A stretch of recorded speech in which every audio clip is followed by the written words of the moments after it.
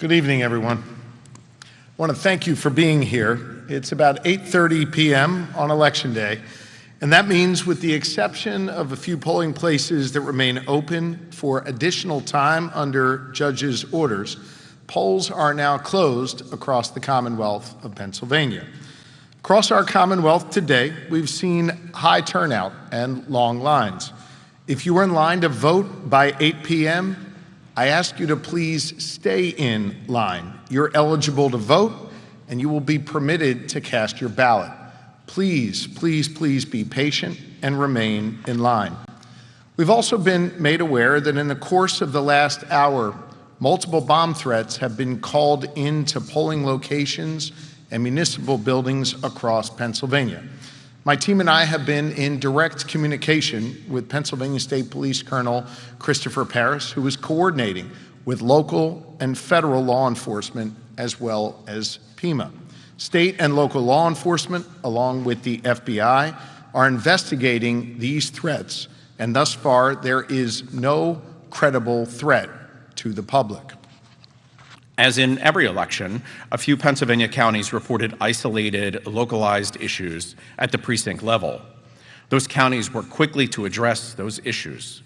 The only countywide issue that we encountered today was in Cambria County, where the court took appropriate action to extend voting hours to 10 p.m. tonight so that all voters can have the opportunity to cast their vote. Now, the most polls are closed. Local election officials across the Commonwealth, along with thousands of trained volunteers, have begun counting the votes here in Pennsylvania.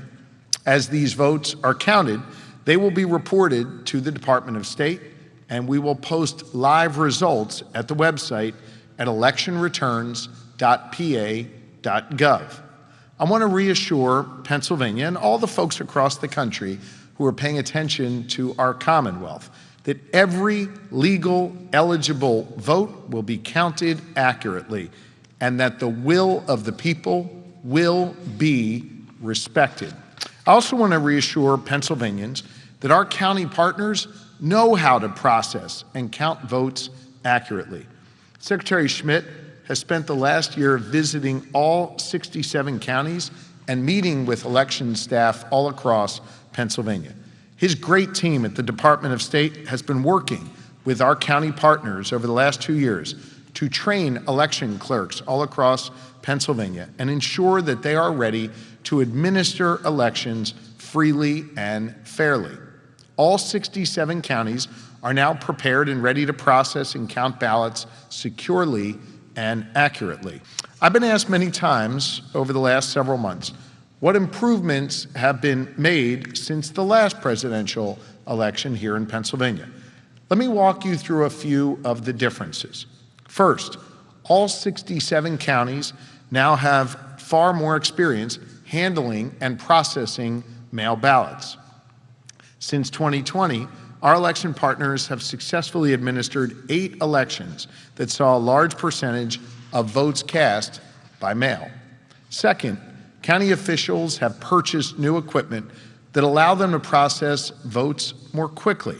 And thanks to Act 88, which became law in 2022, counties are now mandated to count votes continuously through the night until they've completed the task. And third, in 2020, about 2.5 million Pennsylvanians voted by mail, which meant 2.5 million mail ballots had to be processed and counted. This year, it appears that the final number of mail ballots needing to be processed and counted will be closer to 2 million. That's not a reflection on the energy around the presidential race or any race in Pennsylvania, or a reflection of Pennsylvanians' interest in voting. Rather, it is a reflection of how people chose to vote, and it seems that more people showed up at the polls in person today than in 2020.